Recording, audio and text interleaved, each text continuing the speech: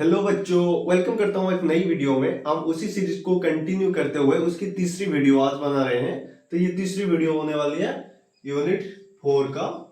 Unit 4 का ये तीसरी वीडियो होने वाला है सीरीज का पार्ट 3। यहाँ पे मैं लिख देता हूँ, ये पार्ट 3 वाला वीडियो है। और आज हम क्या करेंगे, उसी सीरीज को कंटिन्यू करते हुए आगे बढ़ेंगे। आज हम डिस्कशन करेंगे रेजिस्टेंस के बारे में। रेजिस्टेंस क्या होता है और इसके बारे में पूरा डिस्कस करेंगे और किन किन फैक्टर के ऊपर ये डिपेंड करता है, तो इसके ऊपर डिस्कस पूरी क्लास होने वाली है। तो कभी पेन लेके बैठ जाइए। तो आज हम डिस्कस करेंगे व्हाट इज रेजिस्टेंस। पहले हम जानेंगे इससे प्रीवियस वाले में हमने पढ़े थे क्या, ओम्स लॉ के बारे में। तो ये रेजिस्टेंस कहां से आया है, रेजिस्टेंस क्या होता है, रेजिस्टेंस का होता है क्या, रेजिस्टेंस का मतलब होता है प्रतिरोध होता है। और ऑब्स्टेकल्स जैसे होता है ना, ऑब्स्टेकल्स लाइफ में, इसी तरह ये होता है रेजिस्टेंस। तो रेजिस्टेंस को कैसे हम डिफाइन करेंगे और रेजिस्टेंस कहां से आता है, तो रेजिस्टेंस जानने के लिए हमको जाना पड़ेगा ओम्स लॉ के लिए। तो ओम्स लॉ क्या कह रहा था, Ohm's law Ohm's law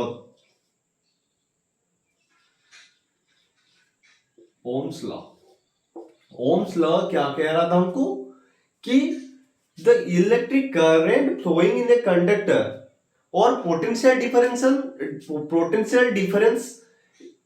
in cross section of that conductor, यानी कि एक अगर ये कंडक्टर है, इसके अंदर जो इलेक्ट्रिक करंट फ्लो हो रहा है, आई जो फ्लो हो रहा है इलेक्ट्रिक करंट, और potential difference between point A and B both terminal is equal to V, ये क्या होता है ना, डायरेक्ट प्रोपोर्शनल होता है। तो फॉर्मूला क्या था ओम्स लॉ का, डायरेक्ट प्रोपोर्शनलिटी, यानी कि वोल्टेज जो वोल्ट होता है ना, potential difference between two terminals A and B, यानी कि दिस क्रॉस सेक्शन के अंदर जो भी पोटेंशियल डिफरेंस है उसको हम रिप्रेजेंट करें V, direct proportional to I, flowing of electric current के साथ ये पोटेंशियल डिफरेंस डायरेक्टली प्रोपोर्शनल होता है। ये ओम्स लॉ था।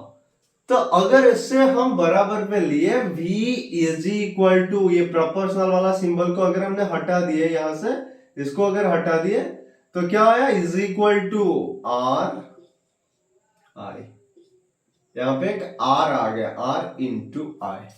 तो ये आर क्या होता है ना, R is proportionality constant, proportionality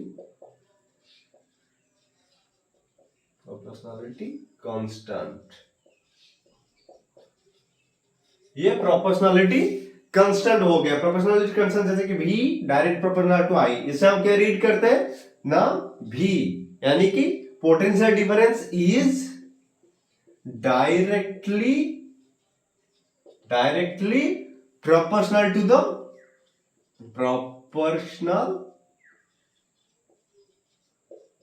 the electric current flow of electric current के साथ इसका जो क्या है, फ्लो ऑफ इलेक्ट्रिक करंट के साथ इसका पोटेंशियल डिफरेंस डायरेक्ट प्रोपोर्शनल है। इसका मतलब क्या होता है डायरेक्ट प्रोपोर्शनल, अगर ये बढ़ता है तो ये बढ़ेगा, यानी कि फ्लो ऑफ इलेक्ट्रिक करंट अगर बढ़ जाता है तो पोटेंशियल डिफरेंस भी बढ़ जाएगा, अगर फ्लो ये घट जाता है तो पोटेंशियल डिफरेंस भी घटेगा। तो इसे डायरेक्ट प्रोपोर्शनल कहते हैं। एक बढ़ते ही दूसरा भी बढ़ता है, एक घटते ही दूसरा घटता है, इसको डायरेक्ट प्रोपोर्शनल कहते हैं। इसको इस सिंबल से लिखते हैं। तो v is equal to v proportional to i। अब जब भी हम ये प्रोपोर्शनल को हटाए तो इज इक्वल लिखे और यहाँ पे आ गया r। तो ये r क्या होता है ना, r इज प्रोपोर्शनलिटी कांस्टेंट, और r is also called resistance. इसी को ही कहते हैं रेजिस्टेंस। तो रेजिस्टेंस क्या हो गया ना, R। तो R का फॉर्मूला अब क्या हो जाएगा, R इज इक्वल टू क्या आ जाएगा, R का formula R is equal to, ये इधर आ जाएगा, R इज इक्वल टू क्या हो जाएगा अभी, R V is equal to R into I था। तो हमको पता चला ये हो गया, R is proportionality constant, R is also called resistance. तो R का फॉर्मूला क्या हो जाएगा, ये इधर आ जाएगा, यहाँ पे मल्टीप्लाई होकर यहाँ पे डिवाइड हो जाएगा, V डिवाइडेड बाय I। तो R का फॉर्मूला हो गया V बाय I। तो आर हमको कैसे पता चलेगा एक कंडक्टर का रेजिस्टेंस कितना है? अगर यहाँ पे एक कंडक्टर दिया गया है, इसका रेजिस्टेंस हमको फाइंड करना है। कैसे कर सकते हैं? अगर हमको V और I पता है, इलेक्ट्रिक करंट और पोटेंशियल डिफरेंस पता है, तो हम R को कैसे फाइंड कर सकते हैं? R is equal to V by I. V by I होता है R। और कैसे हम रिप्रेजेंट करेंगे? 1R is equal to R का एक यूनिट को डिनोट करते हैं, R को हम डिनोट करते हैं कि ग्रीक लेटर। इसे कैसे डिनोट करते हैं ना? ग्रीक लेटर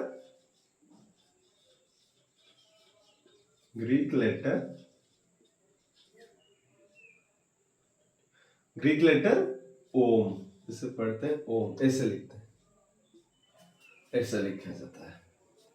और R is equal to V by I हो गया। तो 1 ओम ऑफ रेजिस्टेंस कैसे प्रोड्यूस होता है?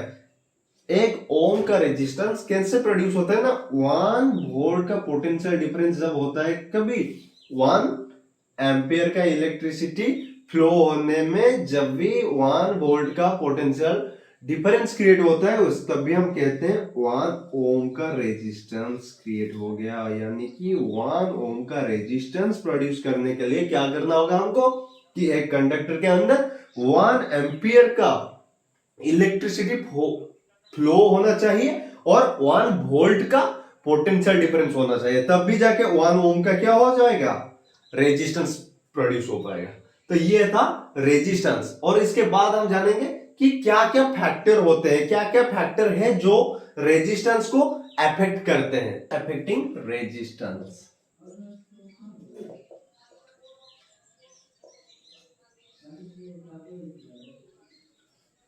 Factor affecting resistance. कौन कौन से फैक्टर है जो रेजिस्टेंस को अफेक्ट करता है? पहला वाला फैक्टर जो हो गया, जो करता है अफेक्ट रेजिस्टेंस को। या अफेक्ट रेजिस्टेंस मतलब क्या होता है ना? रेजिस्टेंस किन किन फैक्टर के बेस ऊपर प्रभावित होता है। यानी कि एक फैक्टर है लेंथ। पहला फैक्टर है क्या? लेंथ। Length of conductor. जिस कंडक्टर में इलेक्ट्रिसिटी फ्लो हो रहा है, पहला फैक्टर हो गया length of conductor of the material. इसका मतलब जिस कंडक्टर के अंदर इलेक्ट्रिसिटी फ्लो हो रहा है वो अफेक्ट करता है। कैसे करता है? इसका मतलब हो गया R directly proportional to conductor material. R directly proportional to conductor हो गया। पता है कंडक्टर है, बहुत सारे सेमीकंडक्टर है, एलॉय कंडक्टर का लेंथ अफेक्ट करता है। कंडक्टर नहीं करते इलेक्ट्रिसिटी। कंडक्टर पढ़ा था मेटल नॉन मेटल, उसके अंदर हमने ये डिटेल में पढ़ा था कि कौन मेटल 10 सेंटीमीटर के कंडक्टर होते हैं, अच्छा वाला कंडक्टर होता है, नॉन मेटल में कुछ होते हैं 20 सेंटीमीटर के करते हैं, लेकिन इतना ज्यादा नहीं मिलता है। इसका ये मिल जाता है कभी-कभी, नेचर ऑफ ये वाला ज्यादा हो जाएगा। यानी कि मटेरियल, क्योंकि मटेरियल के ऊपर डिपेंड है। जैसे कि ज्यादा सबसे कंडक्टर का लेंथ मटेरियल ज्यादा होता है ना, तो क्या होगा? AU, यानी कि रेजिस्टेंस ज्यादा हो जाएगा। ये है लेंथ ऑफ द कंडक्टर को। R डायरेक्टली प्रोपोर्शनल है। R बढ़ेगा जब L बढ़ता है। ये बहुत L बढ़ते ही R बढ़ जाएगा और R घट जाएगा जब L भी उसके नीचे आता है। मतलब हो गया क्या? L length of the conductor. अर्जेंटिनम, जिसको हम कहते हैं सिल्वर कंडक्टर, सिल्वर आता है। सिल्वर ये भी अच्छा होता है, ये भी लेंथ एक्सपेंसिव। तो पहला हमको पॉइंट क्या मिल गया? Factors affecting resistance. पहला फैक्टर क्या हो गया? Length of the conductor. ये पहला फैक्टर हो गया length of the conductor. Kapoor. अभी चलेंगे दूसरी में, जो हम यूज करते हैं कपर। कपर का वायर लगाते हैं और एल्युमिनियम, ये सारे हम यूज करते हैं। Copper wire of copper wire cross section, जो हमारे बजट के अंदर आ जाता है, हम इसको सेक्शन बजट के अंदर आता है। ये भी इस तरह से समझ सकते हैं। और अगर एल्युमिनियम वायर है, इस तरह की एक कंडक्टर है, ये एल्युमिनियम, ये भी हम यूज करते हैं। ये सबसे बढ़िया होता है, इसके अंदर जितना है इसका करंट और रेजिस्टेंस बैलेंस होता है, बजट के अंदर भी आता है। अगर ये हम यूज इसका क्रॉस सेक्शन रेजिस्टेंस, ये आज इस तरह से रेजिस्टेंस का हमने कंसेप्ट समझ लिए।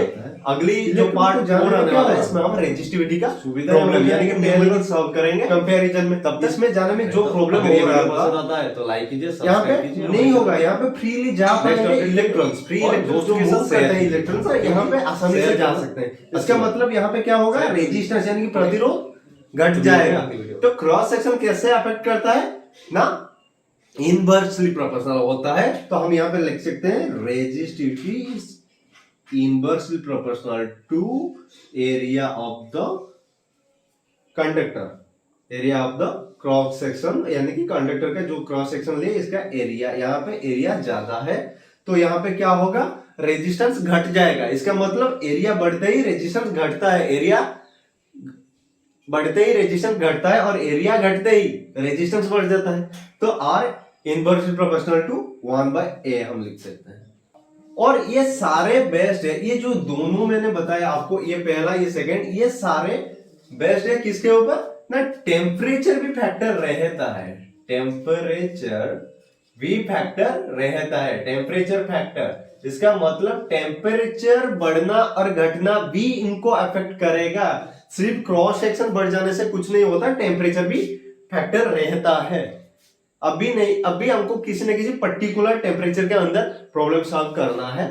आगे हम इसके बारे में जानेंगे जब 11-12 में आ जाएंगे। तो अभी के लिए कुछ नहीं, अभी के लिए हमको ये पता चल गया अगर 20 डिग्री सेल्सियस है टेम्परेचर, अगर 20 डिग्री सेल्सियस है टेम्परेचर, तब भी क्रॉस सेक्शन इतने में जो आ रहा है क्या हमारा रेजिस्टेंस, अगर ये 30 डिग्री हो जाएगा तो और रेजिस्टेंस क्या होगा, चेंज हो जाएगा, सेम नहीं, इक्वल नहीं आएगा। क्रॉस सेक्शन तो इक्वल है, इलेक्ट्रिक करंट भी हम इक्वल अमाउंट का फ्लो करा रहे हैं, लेकिन टेम्परेचर ये फैक्टर बनता है और ये उसको प्रभावित करता है और उस टेम्परेचर के बेसिस पर ये डिफरेंट कैलकुलेशन में आता है। तो अभी हम क्या देखेंगे, तो तीसरा वाला फैक्टर जो होता है, मैं तीसरा फैक्टर लिखने के लिए इसको थोड़ा इरेज करूंगा, आप नोट कर लीजिए, अगर नहीं किया तो स्क्रीनशॉट ले लीजिए, मैं साइड हो देता हूं। यस, अभी मैं इसको इरेज कर लेता हूं, अभी इरेज कर लेते हैं। अभी हम देखेंगे तीसरी फैक्टर क्या होता है,